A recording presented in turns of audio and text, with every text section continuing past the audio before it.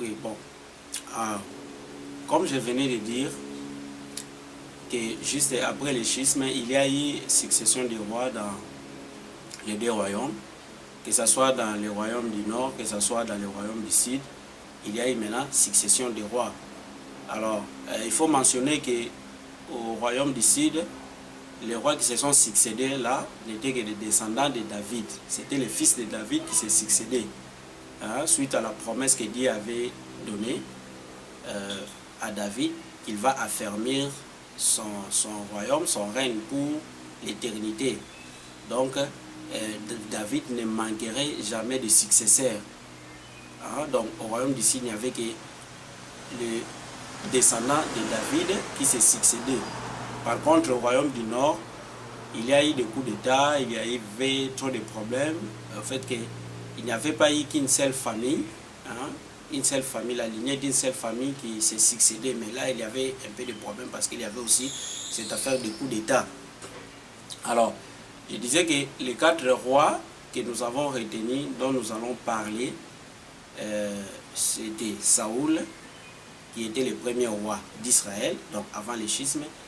Il y a Jéroboam, qui était le tout premier roi après le schisme du royaume du nord, c'est-à-dire c'est le premier roi du royaume du nord juste après le schisme. Et puis nous allons aussi parler de Akab, et enfin nous allons parler de Manassé. Donc ce sont les 4 rois que nous avons retenus, dont nous allons parler. Nous allons parler de leur comportement, qu'est-ce qu'ils ont fait, comment ils se sont conduits et quelle a été leur fin. Et c'est à partir de ces moments-là que nous donnerons un sens à notre sujet de ce jour, parce que le sujet, comme je l'avais annoncé au début, c'était la fin des mauvais rois en Israël. Quelles leçons pour les dirigeants d'aujourd'hui? Alors, le premier roi, ça sera Saoul. Alors, Saoul, comme nous le savons, c'était le premier roi d'Israël.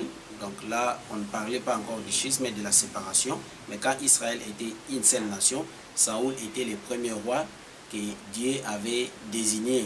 Lorsque les enfants d'Israël avaient éprouvé ou avaient manifesté le désir de mettre un roi à leur tête, c'est comme je venais d'expliquer. Alors, il faut dire que pour Saoul, ce que nous retenons, c'est, je peux dire que c'est le refus de quitter le pouvoir au moment opportun. Donc, si nous, dans les détails que je vais donner, et dans l'ensemble, ce que moi j'ai retenu dans la vie de Saoul par rapport à son comportement, à sa conduite et à sa fin, c'est le refus de quitter le pouvoir au moment opportun. Alors, pour commencer, je vais dire que Saoul, qui était premier roi d'Israël, n'a pas laissé des traces dont pouvaient se servir ses successeurs pour, s'il voulait, donc il n'a pas laissé des bonnes traces dont pouvaient se servir ses successeurs si vraiment il voulait plaire à Dieu qui les a établis comme rois. C'est-à-dire qu'il n'a pas laissé des bonnes traces. Parce que vous savez, dans la vie, quand vous êtes premier à faire quelque chose et qu'il y a des gens qui vont venir après vous, qui vont vous succéder, je pense que dans l'ensemble, vous devez être à mesure de laisser de bonnes traces dont peut se servir aussi les autres, suivre votre exemple pour aller dans le bon chemin, dans le droit chemin. Mais je peux dire que Saoul, en général, n'a pas laissé de bonnes traces pour permettre à ses successeurs de suivre ces traces-là et puis d'aller dans le sens de ces traces-là pour plaire ou pour vraiment maintenir de bonnes relations entre eux et les dieux qui les avaient établis rois en Israël. Pourquoi? D'abord parce que vous savez que son règne n'a pas terminé en bonne et due forme avec son Dieu. Parce que d'abord, il y avait cette affaire de son péché, de désobéissance. Vous savez, pour la petite histoire, Saoul, il y avait cette histoire de guerre. Il devait aller en guerre avec les Philistins. Mais avant d'aller en guerre, la Bible dit qu'il devait consulter l'Éternel. Mais ce n'est pas lui qui devait consulter l'Éternel. C'est lui qui devait consulter l'Éternel. C'était le prophète Samuel. Parce que là, c'était les prérogatives du prophète. C'est lui qui devait consulter l'Éternel pour les enfants d'Israël avant d'engager la bataille avec les Philistins. Mais voyez que Samuel tardait, donc pour Saoul, Samuel tardait à venir, et en lui il avait une trêve de commencer la guerre rapidement. Il a usé des prérogatives de Samuel pour offrir les sacrifices, faire les services des prêtres, consulter l'Éternel avant d'aller en guerre. Alors Dieu était mécontent, et à partir de ce moment, Dieu l'avait rejeté, parce que c'était la désobéissance. Alors Dieu l'avait rejeté, et en le rejetant, Dieu a choisi une autre personne, c'est-à-dire la personne de David, qui devait le succéder.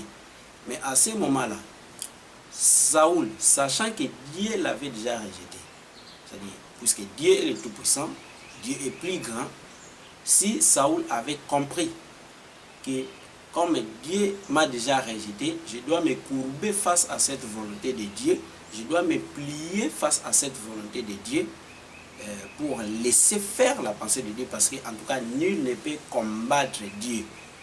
Nul ne peut engager une lutte contre la volonté de Dieu ou contre les résolutions de Dieu. Mais vous verrez que suite à cette désobéissance et les rejets qui s'en est suivi, Saoul n'a pas voulu se plier, n'a pas voulu se courber à cette volonté de Dieu, mais par contre, il a engagé une sorte de bataille avec Dieu, une sorte de bataille contre son Dieu. Et cette bataille se caractérise par son refus de quitter le pouvoir, et aussi par les multiples actes de violence, notamment les attentats répétés contre la vie de David, parce que pour lui, il savait que comme c'est David qu'on a désigné pour qu'il puisse lui succéder, donc pour lui, la meilleure façon de se maintenir au pouvoir, c'est porter atteinte à la vie de la personne que Dieu a choisie pour le succéder. Vous voyez, ça c'est l'intelligence humaine. Ça montre les limites de l'homme. C'est-à-dire que Dieu qui est au-dessus de toute force, Dieu qui est au-dessus de toute puissance, qui te rejette et qui choisit une autre personne. Toi, tu ne veux pas partir. Et à partir de ce moment, tu penses que en portant atteinte ou en tuant la personne que Dieu a désignée pour te succéder, tu vas résoudre ton problème, tu vas résoudre ta situation. Alors que vous savez que notre Dieu, c'est un Dieu aux possibilités illimitées. Même s'il avait permis que Saoul puisse tuer ou assassiner David, mais Dieu pouvait encore choisir une autre personne pour le succéder. C'est-à-dire que personne ne peut arrêter les résolutions de Dieu. Personne ne peut arrêter ce que Dieu a arrêté, c'est-à-dire personne ne peut se lever contre ça. Mais Saoul a pensé qu'il pouvait engager cette lutte avec Dieu, c'est-à-dire il a commencé à pourchasser David. Comme vous savez, si vous lisez dans 1 Samuel, vous verrez comment David était pourchassé nuit et jour. Saoul vraiment en voulait à la vie de David. Je pense qu'il pensait pour lui qu'il pouvait arrêter ou il pouvait se maintenir au pouvoir en tuant David, c'est-à-dire qu'il pouvait arrêter les résolutions de Dieu comme ça. Mais cela n'était pas le cas. C'est-à-dire que c'est son refus de quitter le pouvoir, comme je dis, lui a conduit à des actes de violence répétés, et puis il voulait vraiment porter atteinte à la vie de David. Mais l'un des cas les plus choquants dans ces actes de violence, c'est le massacre de 85 sacrificateurs qui étaient exécutés en un seul jour. Pourquoi? Pour la simple raison, ou pour le simple fait que les sacrificateurs avaient hébergé David pendant que Saoul était en train de pourchasser David pour le tuer. Alors un sacrificateur qui vivait dans une ville de Nob, dans la ville de Nob, c'est-à-dire David est passé par là, et le sacrificateur a consulté l'Éternel pour lui, le sacrificateur l'a hébergé, lui a donné du pain. Alors Saoul maintenant va s'asseoir avec ses hommes. Il va poser à ces hommes la question ou les problèmes. Il dit, mais comment, je ne comprends pas, est-ce que vous tous maintenant vous êtes devenus contre moi? pourquoi personne ne me donne des renseignements au sujet de David? Où est-il? Où est-il passé? Alors, il y avait dans son armée un étranger, un Édomite. C'est lui qui va donner ces renseignements sur David pour dire que David est passé dans la ville de Nob auprès du sacrificateur Achimelech. Et puis le sacrificateur a consulté l'Éternel pour lui et lui a remis même l'épée de Goliath. Alors, Saoul, dans sa colère, il s'est rendu dans cette ville-là de Nob. Arrivé là, il a fait appel à Achimelech. Il lui a posé la question de savoir, mais pourquoi fais-tu cela? Pourquoi tu as reçu David ici et que tu as consulté l'Éternel pour lui? Le sacrificateur Achimelech va lui dire, va lui parler même de David, va lui parler du bien de David, va lui dire, mais mon Seigneur, parmi tous tes serviteurs, qui est comme David, hein, qui te sert avec dévouement comme David? Est-ce que c'est la première fois que moi je consulte l'Éternel pour lui? Moi, en tout cas, je ne sais rien de tout ce qui se passe entre toi et David. En tout cas, il ne faut mettre rien sur ma charge. Il ne faut mettre rien sur la charge de tous ceux qui sont avec moi. Mais Saoul, dans sa colère, ce jour-là, il a demandé aux gens qui portaient ses armes de tourner leurs armes contre les sacrificateurs. Mais comme les enfants d'Israël connaissaient bien la valeur d'un sacrificateur, c'est-à-dire ils ont refusé de porter atteinte à la vie des sacrificateurs. Et puis il a demandé à ses soldats étrangers, à l'Édomite, de tourner l'épée contre les sacrificateurs. Et ce jour-là, 85, donc Achimelech, 85 sacrificateurs furent exécutés le même jour. Vous voyez, quel acte de violence, quel crime. Pourquoi? Dans le but de vouloir contrer, comme je dis, de vouloir contrer la résolution de Dieu, parce que la résolution de Dieu était que Saoul devait quitter le pouvoir. Saoul devait partir. Alors, dans le but de vouloir contrer la pensée, la volonté de Dieu, il va aller jusqu'à exécuter 85 sacrificateurs.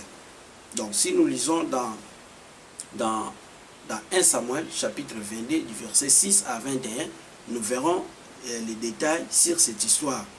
Et non seulement les 85 sacrificateurs qu'il a exécutés, mais la Bible dit qu'il a passé toute cette ville-là à tabac. Hein? C'est-à-dire qu'il a rasé toute la ville. La Bible dit qu'il a frappé les hommes, les femmes, donc les enfants, les nourrissons, jusqu'au bétail. Donc, il a écrasé, il a rasé complètement la ville. Pourquoi? Parce que la ville avait reçu seulement David, son potentiel successeur. Alors, vous comprenez? C'est-à-dire que c'est ce que je disais, que Saoul a engagé cette lutte. Il a engagé une forme de lutte contre Dieu parce qu'il ne voulait pas quitter le pouvoir au moment opportun. Alors, il a rasé toute cette ville. J'aurais appris, quand je suivais les informations sur Saddam Hussein, avant que Saddam Hussein ne meure, je pense que Saddam Hussein aussi avait commis un crime similaire. Hein, il y a une ville là en Irak, ou une région peut-être, qui était hostile à Saddam Hussein, et Saddam Hussein avait ordonné l'exécution des gens de cette ville-là. Il paraît qu'il avait rasé cette ville-là, un peu comme Saoul avait fait. Mais vous voyez, aujourd'hui même Saddam Hussein, il est où aujourd'hui? Vous voyez, il a été pendu aux yeux de tout le monde. On a vu même des images. Il a été pendu comme ça. Donc, c'est ce que je disais au début, que pour chaque vie de l'homme, il y a un commencement et il y a une fin. Alors, pendant que Saoul commettait ces crimes, hein, il pensait avoir du succès. Parce qu'à ce moment, il croyait être le maître de vie de tous les enfants d'Israël. Il croyait qu'il pouvait faire tout ce qu'il voulait, tuer comme il voulait, faire comme il voulait. Parce que quand on a le pouvoir, c'est comme ça. Parfois, on sait quoi maître de vie de tous les gens. On sait quoi maître de tout. On peut faire tout ce qu'on veut. Mais, comme je disais, il y a un commencement et il y a une fin pour toute vie de l'homme ici sur la terre. Alors, il croyait avoir du succès, il croyait avoir de la grandeur, il pouvait faire tout ce qu'il fait, tout ce qu'il veut, il pouvait tuer comme il veut, mais il y avait une fin pour lui. Alors, comment était sa fin? Sa fin était aussi désastreuse, sa fin était aussi très difficile et c'était tragique. Pourquoi? Parce que lors de l'ultime bataille, je peux l'appeler l'ultime bataille, l'ultime combat, encore contre les Philistins, la Bible dit que ces jours-là, les enfants d'Israël étaient bâtis. Ils étaient bâtis au point que les 3 fils de Saoul étaient tués le même jour, y compris même Jonathan, hein, que nous regrettons parce que nous qui lisons la Bible, souvent lorsque nous arrivons à ce point, nous arrivons sur le point de voir comment Jonathan avait aimé David. Moi j'ai toujours dit que Jonathan devait voir David dans son règne. Il pouvait vraiment beaucoup profiter de la bienveillance de David parce qu'il a beaucoup aidé David. Mais ce jour-là même, Jonathan était tué dans ces ultimes combats. Alors, quand les 3 fils de Saoul étaient tués, la Bible dit que maintenant les Philistins commençaient à pourchasser Saoul. Et Saoul, voyant maintenant le poids du combat qui commençait à peser sur lui, il s'est dit à lui-même, si ces incirconcis, si ces païens viennent m'attraper comme ça vivant, ils vont me faire subir leurs outrages. Hein, donc ils vont me torturer, ils vont me faire subir les tortures, les outrages. Alors il a préféré se donner la mort. Il a demandé au jeune homme qui portait ses armes de lui donner la mort. Mais ce jeune homme avait refusé. Et qu'est-ce que la Bible dit? La Bible maintenant dit que Saoul va prendre son épée, il va se jeter dessus et c'est là où il mourit. Et les Philistins, ils trouvèrent le corps de Saoul là-bas, ils prirent le corps, ils coupèrent encore la tête. Voyez même ton cadavre maintenant, tu es humilié même dans tous les sens. Hein? On va même profaner ton cadavre parce que quelqu'un qui meurt déjà, on coupe encore la tête. Voilà dans les circonstances dans lesquelles Saoul est mort. Il s'est donné la mort lui-même. Les vainqueurs vont venir, ils trouvent le corps, ils coupent la tête, ils prennent ton corps, ils l'amènent encore dans leur pays chez eux. Vous voyez? Alors que tout cela, Saoul pouvait éviter ça. C'est-à-dire que dès que Dieu l'avait rejeté, s'il avait compris déjà que comme Dieu m'a rejeté, il est temps que je puisse me plier à la volonté de Dieu et que je puisse partir. C'est-à-dire que ça n'allait pas entraîner des conséquences aussi néfastes que ça a apporté. Vous voyez, c'est pourquoi je disais que pour la vie de Saoul, ce que nous retenons aujourd'hui, c'est le refus de quitter le pouvoir au moment opportun. Parce que lorsque Dieu l'avait rejeté, s'il avait déjà compris que tel que Dieu l'a rejeté, il n'y a plus moyen de lutter contre la volonté de Dieu, de se plier juste. Il allait sortir, certes par la petite porte, mais au moins les circonstances de sa mort pouvaient peut-être ne pas être celles qu'on voit dans la Bible.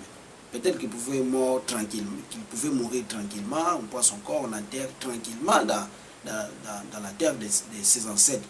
Mais le fait de vouloir s'entêter, le fait de vouloir se maintenir au pouvoir par force, voilà là où ça lui a entraîné, parce qu'il y a toujours une fin pour toute vie ici sur la terre. Donc si nous lisons dans 1 Samuel chapitre 31, du verset 1er au 10, là nous verrons cette histoire, comment était la fin de Saoul.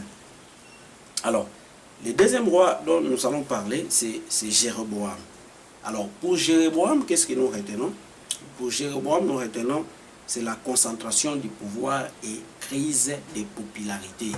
Hein? Concentration du pouvoir et crise de popularité. Alors, Jéroboam était le tout premier roi, comme je disais, le tout premier roi du royaume du Nord, juste après le schisme. Mais il a très mal entamé quand même son règne. Hein?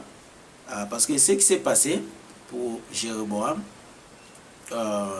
après le schisme, vous savez qu'au départ, Dieu avait désigné Jérusalem comme le seul lieu du culte. Parce que c'est là où Dieu avait établi sa présence. C'est-à-dire c'est à Jérusalem que les enfants d'Israël devaient se rendre, hein, pour offrir les sacrifices, pour brûler les parfums, en tout cas adorer leur Dieu d'une façon générale. Alors après la séparation des deux royaumes, le royaume du Sud et du Nord, mais Jérusalem était toujours considéré comme le seul lieu de culte pour les deux royaumes, que ce soit le royaume du Nord, que ce soit le royaume du Sud. Mais par souci de vouloir concentrer le pouvoir autour de lui, par souci de vouloir maintenir une certaine popularité illusoire, Jéroboam va se dire en lui-même, il dit, si je laisse les enfants d'Israël, c'est-à-dire de mon royaume, du royaume du Nord, de continuer à se rendre à Jérusalem pour aller adorer là-bas, alors il risque de se détourner contre moi et il risque de repartir, de repartir encore auprès de Roboam, leur roi, leur premier roi, parce que c'était Roboam qui était le roi de tout Israël avant le schisme. C'est-à-dire que lui, il craignait que si les enfants d'Israël, c'est-à-dire ceux du royaume du Nord, continuent à se rendre à Jérusalem, ils vont se détourner contre lui. Donc, ils vont se rebeller. Ils vont se rebeller encore contre lui. Alors, maintenant, pour les empêcher, pour qu'ils ne puissent plus se rendre à Jérusalem, la Bible dit qu'il se fit faire des veaux d'or qu'il présenta aux enfants d'Israël. Il dit, Israël, voici ton Dieu qui t'a fait sortir du pays d'Égypte. Après cela, il bâtit des hauts lieux, il bâtit des hôtels, pour que maintenant, ceux du royaume du Nord, les enfants du royaume du Nord, ne puissent plus se rendre à Jérusalem pour aller adorer et aller faire des sacrifices, qu'il les fasse maintenant sur les hauts lieux et sur les hôtels qu'il avait bâtis.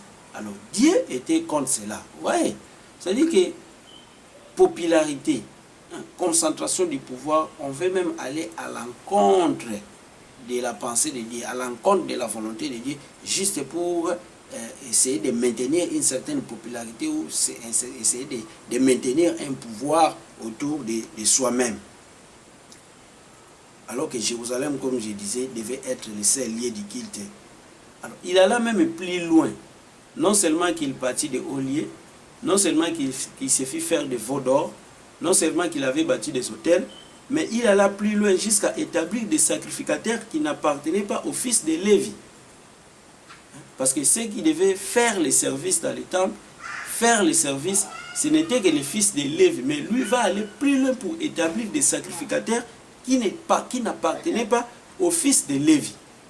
Donc si nous lisons dans 1 Roi, chapitre 12, du verset 26 au 31, nous verrons cette histoire dans les détails, qu'est-ce qu'il avait fait. Donc, il a établi des hauts lieux, il a bâti des hauts lieux, des hôtels, il a établi des sacrificateurs qui n'appartenaient pas au fils de Lévi. Tout cela, comme je disais, dans le but de concentrer les pouvoirs, de garder cette popularité illusoire. 1 Roi 12, 26 à 31. Mais, alors, Dieu a envoyé un prophète qui est parti de Jérusalem. Le prophète est arrivé à Bethel pour prophétiser contre les hôtels que Jéroboam avait bâtis. Mais le prophète est venu lui dire la vérité. Il est venu dénoncer le mal. Mais qu'est-ce qu'il va encore faire? Pendant que le prophète était en train de prophétiser contre les hôtels, la Bible dit que Jéroboam va encore ordonner l'arrestation de ces prophètes-là. La Bible dit, il souleva sa main, il ordonna, il disait, saisissez-les. Voyez, c'est-à-dire que vous ne marchez pas bien. Mais Dieu, dans sa miséricorde, il vous envoie un prophète pour venir vous dire la vérité. Parce que la vérité de Dieu, lorsque Dieu nous envoie ces prophètes, c'est pour nous ramener dans le droit chemin. C'est pour que nous écoutions. Parce que le problème avec l'homme, le problème, ce n'est pas vraiment les péchés qui déterminent ce que l'homme est. Ça, il faut le savoir. Ce n'est pas les péchés qui déterminent ce que l'homme est. Mais ce qui détermine ce que l'homme est, c'est le comportement de l'homme après le péché. C'est-à-dire qu'il peut y avoir un péché, mais ce n'est pas forcément ce péché qui détermine ce que tu es. Mais ce qui détermine ce que tu es, c'est la décision que tu prends ou le comportement que tu adoptes après le péché.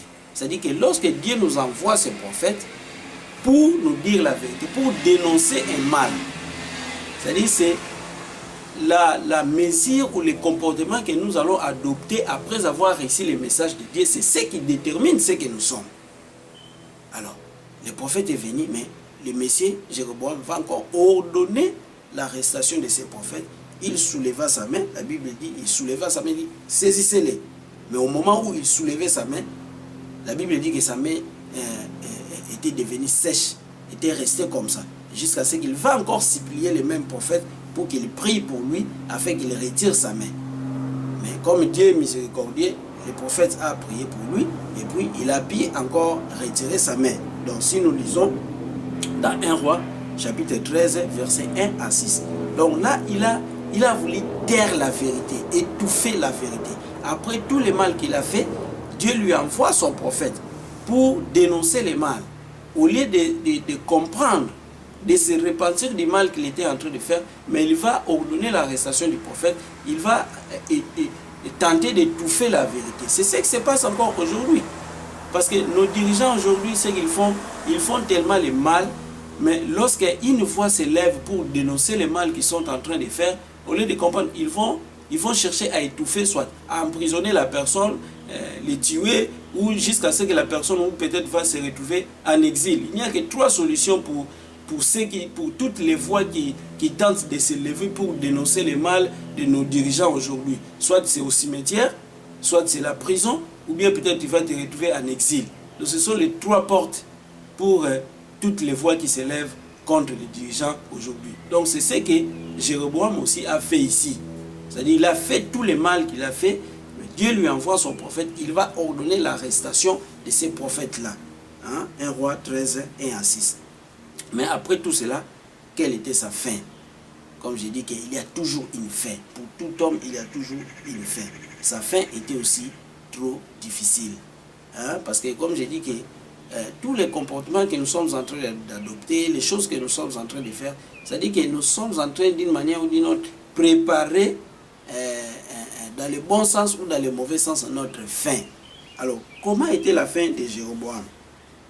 Sa fin était désastreuse, était calamiteuse, car elle entraîna même ceux de sa famille. Même les membres de sa famille vont être entraînés dans sa fin. Parce que les choses étaient tellement dures que même ceux de sa famille, qui étaient innocents, comme on peut dire, mais ils seront maintenant obligés d'être entraînés par les conséquences néfastes de leurs frères ou de leur père.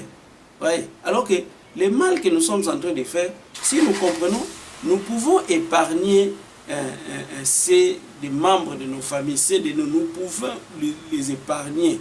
Mais puisque quand nous nous entêtons, ça dit que Dieu maintenant va agir de façon aussi forte, de manière la plus forte, que ça va entraîner même notre entourage, ça va entraîner même les membres de nos familles. Alors, comment était sa fin?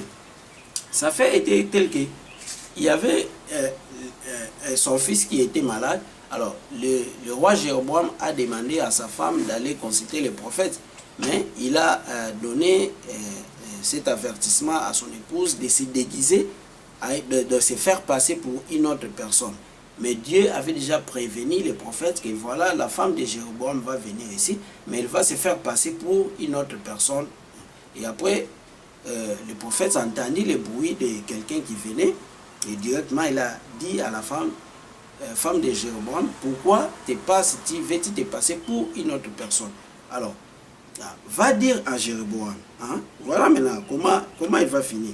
Va dire à Jéroboam que je balayerai la maison de Jéroboam comme on balaye les ordures jusqu'à ce qu'elle ait disparu. C'est-à-dire que maintenant le comportement provoque la colère de Dieu. Maintenant Dieu va se décider de balayer Jéroboam comme on balaye les ordures jusqu'à ce qu'elle ait disparu. Et maintenant ça va encore entraîner les membres de sa famille jusqu'à dire que ceux de la maison de Jéroboam qui mourront dans la ville seront mangés par les chiens.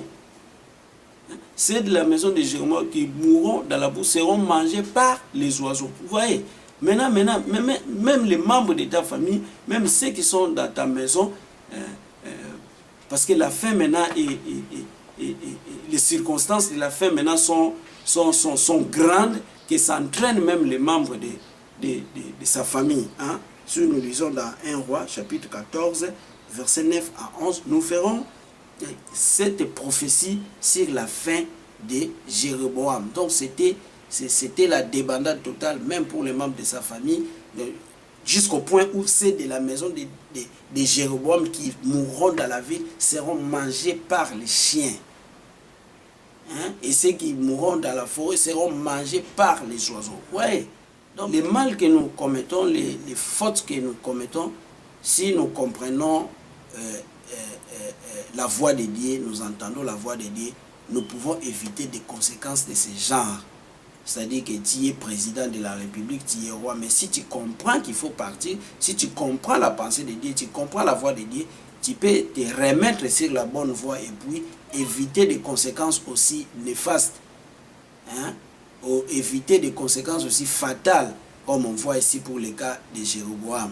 Donc, comme j'avais dit, concentration du pouvoir et cette crise de popularité, voilà là où ça va lui entraîner. Et même maintenant, les membres de sa famille qui mourront dans la ville seront mangés par les chiens. Quelque chose qu'il pouvait éviter. Hein? Donc, c'est ça, ce sont les conséquences de la fin de Jéroboam. Et après, maintenant, le troisième roi dont nous allons parler, que nous avons retenu, c'est Akab. Pour Akab, ce que nous retenons, c'est extorsion des biens. Hein? Par extorsion, on entend, c'est le fait de prendre les biens de quelqu'un contre sa volonté en utilisant la violence, la ruse ou quoi. C'est-à-dire qu'on fait s'approprier du bien de quelqu'un contre sa volonté en utilisant la violence, la ruse ou je ne sais pas quoi.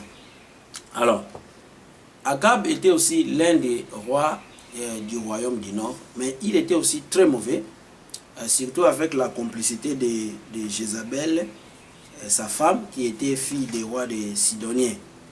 Hein, si nous lisons dans 1 roi 16, 29 à 31, nous verrons 1 roi chapitre 16, verset 29 à 31. Donc, pour Akab, comme je disais, c'est extorsion des biens et confiscation des biens de l'État. Alors, qu'est-ce qui s'est passé dans son comportement que nous qualifions d'extorsion des biens? Parce que l'un des actes les plus choquants qu'il a commis, c'est l'extorsion de la ville de Naboth et aussi son assassinat. Alors, Naboth était un homme, il avait une vigne près du palais royal, donc près de la maison de Akab. Alors Akab a vu cette vigne et il a envié la vigne. Il a demandé à Naboth de lui céder sa vigne. Il a dit, Naboth, tu me cèdes ta vigne, hein, je te payerai la valeur en argent, ou soit je te donnerai une vigne meilleure que celle-là. Mais Naboth refusa. Naboth va lui répondre que, en tout cas, que l'Éternel me garde de céder l'héritage de mes ancêtres, parce que pour Naboth et puis pour les enfants d'Israël, c'est-à-dire c'était comme ça, c'est-à-dire quelque chose qui appartenait à ses ancêtres, c'est-à-dire qu'il ne peut pas céder ça comme ça, c'est-à-dire de génération en génération, il faut que cette terre-là, cette portion de terre-là reste encore à ses descendants, et après ses descendants, c'est-à-dire qu'il connaissait la valeur de la terre. Alors, c'est-à-dire le refus de Naboth a provoqué la colère d'Akab, qui est allé chez lui. Il n'a pas voulu manger cette nuit-là. Il était vraiment furieux. Il tourna même le visage. Il n'a pas voulu même regarder sa femme. Alors c'est maintenant sa femme Jézabel qui va lui poser la question de savoir, mais pourquoi tu es aussi triste et puis tu es énervé comme ça, tu n'as pas même voulu manger, qu'est-ce qui se passe? Akab va expliquer à Jézabel ce qui s'était passé. Il va dire que voilà, j'ai demandé à Naboth de me céder sa vigne et que je lui payerai la valeur en argent ou je lui donnerai une autre ville meilleure que celle-là. Naboth a refusé. Jézabel va lui demander, est-ce que c'est toi qui exerces la souveraineté sur Israël ou c'est un autre? Parce que c'est ça, donc Jézabel croyait que quand on est souverain, donc on est autorisé à faire tout ce qu'on veut, à prendre tout ce qu'on veut. Et c'est toi qui exerces la souveraineté sur Israël ou c'était non? Va, prends courage, mange, dors, moi demain je te donnerai la vigne de Naboth. Donc Jézabel va se décider que demain il va lui donner la vigne de Naboth. Alors, Jézabel va écrire des lettres sous le nom de Akab et qu'il va sceller même avec les sceaux d'Akab. Il va envoyer les lettres au chef de la ville pour donner cette recommandation. Donc l'histoire se trouve dans 1 Roi chapitre 21 verset 1 à 16.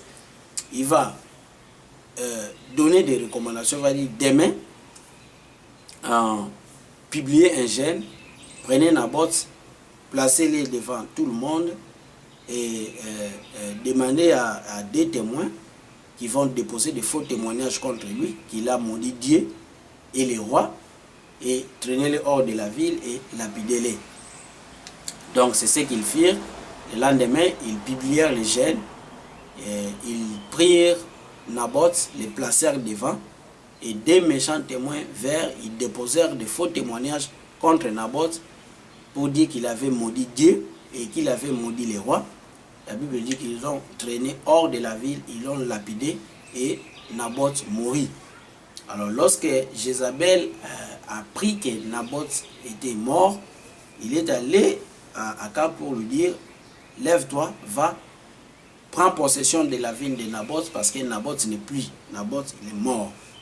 Et Akab, c'est ce qu'il fit, il se leva, il alla, il prit la possession de la ville de Naboth.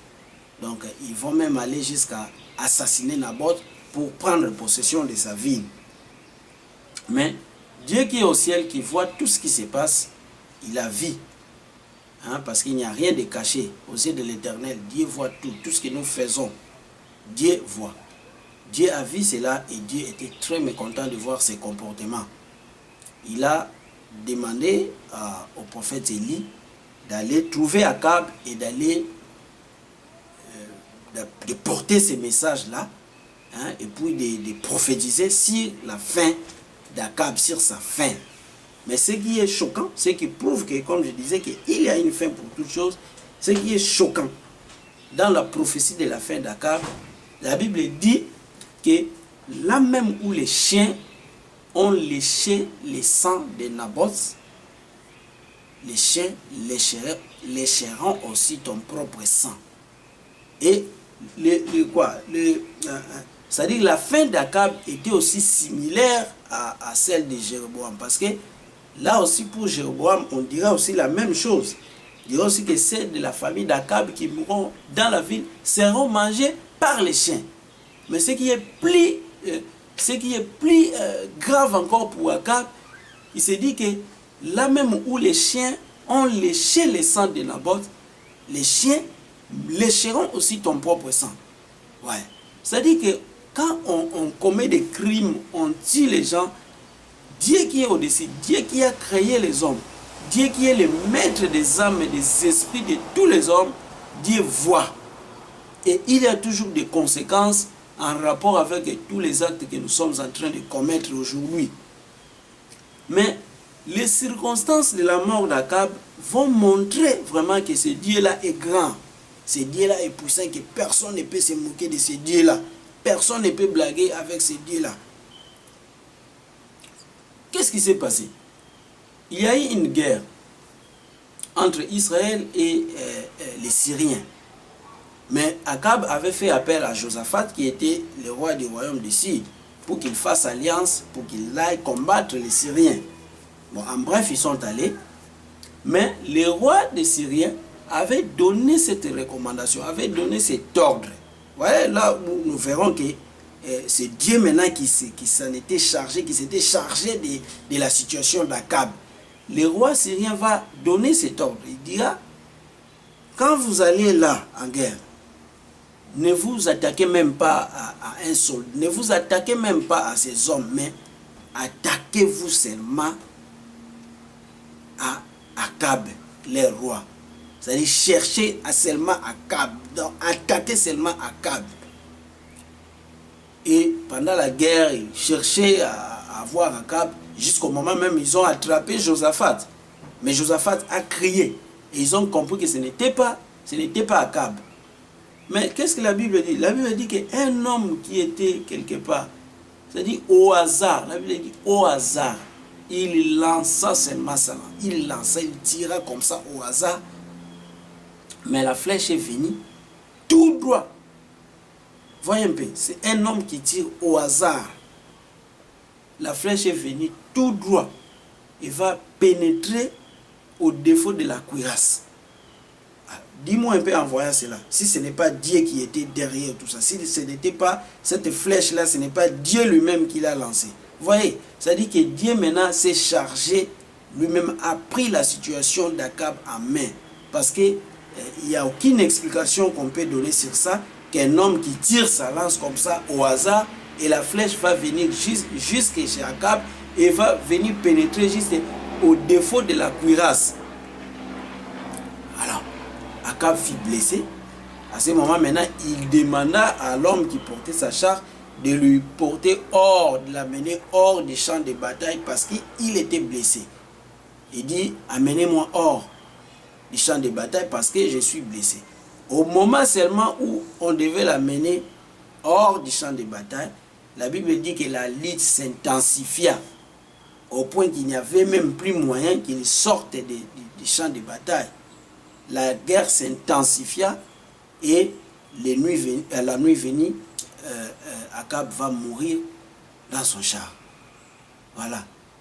Donc, les actes qu'on commet, on pense qu'on est grand, on pense qu'on est, je ne sais pas moi qui, mais quand Dieu se charge de votre situation, quand Dieu se charge de votre problème, vous allez finir dans des circonstances aussi douloureuses, peut-être pour les membres de vos familles, de votre famille. Donc c'était comme ça. Akab va mourir le soir dans son char et on prit son corps, on alla enterrer à Samarie et lorsque maintenant on peut, parce que les sangs avaient coulé dans les chars et on alla maintenant nettoyer les chars, la Bible dit que les sangs coula et les chiens vinrent lécher les sangs de Akab. C'est-à-dire que la prophétie maintenant s'est accomplie, la prophétie qui avait dit que au lieu même où les chiens ont léché le sang de Naboth, c'est sur le même lieu que les chiens vont aussi lécher ton propre sang. Voilà. Donc c'est dans 1 Roi chapitre 22, verset 31 à 37, nous verrons les circonstances de la mort d'Akab. Voilà sa fin. Et c'est comme ça pour tout homme ici sur la terre. Et le dernier roi dont nous allons parler, c'est Manassé. Alors, parmi les rois que nous avons cités, parmi les rois que nous avons retenus, Manassé, c'est le seul roi qui est le descendant de David, parce que lui était le roi du royaume du Sud, c'est-à-dire il était l'un des descendants de David. Mais il faut dire que Manassé était un roi aussi cruel. Il était criminel, parce que la Bible dit que parmi tous les rois,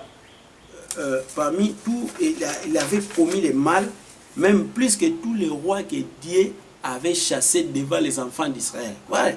Donc il a fait le mal plus que même les rois païens. Ça c'est très grave.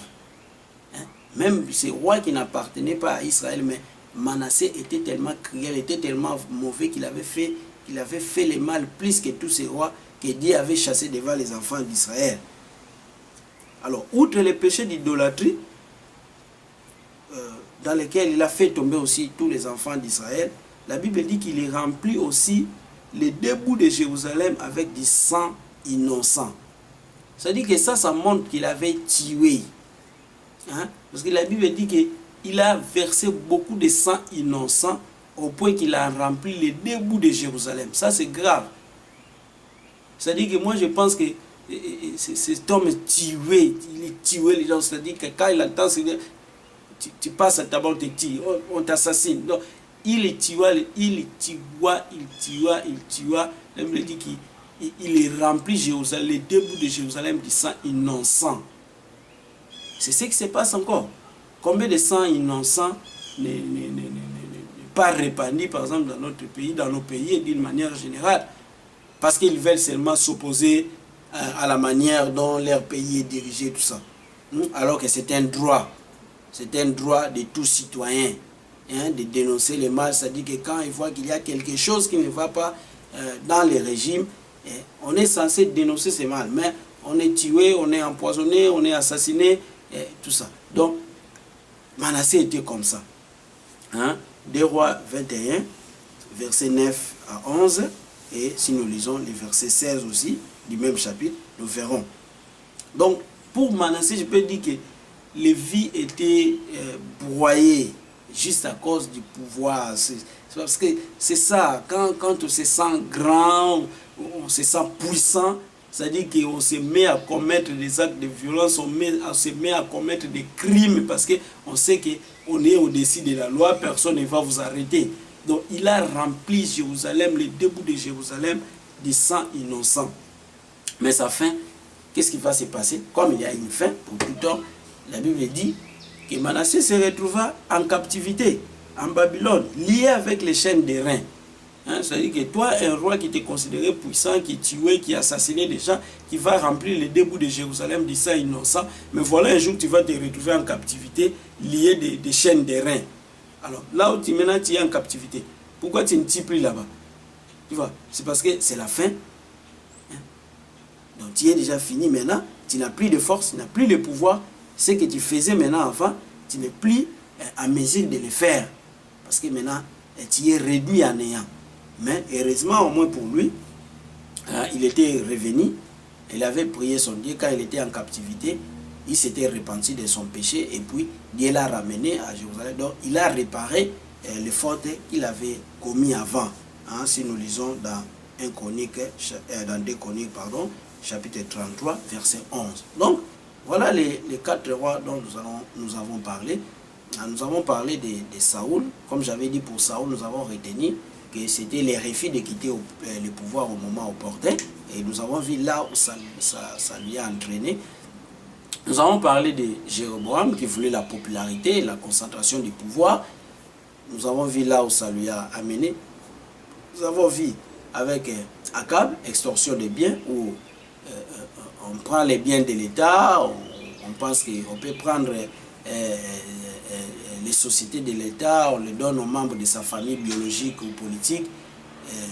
On fait tout ce qu'on fait, mais voilà, là où ça lui a amené. Manassé qui était aussi cruel, qui tuait, qui avait rempli Jérusalem avec les sangs innocents, mais voilà là où ça lui a amené. Donc, comme je disais, il y a toujours une fin pour chaque vie. Donc, ce qui est plus important, c'est de préparer sa fin. Pendant qu'on est en train de vivre, c'est de faire en sorte qu'on soigne sa fin, hein, pour que lorsque viendra sa fin, qu'au moins les gens puissent se souvenir de toi dans le bon sens.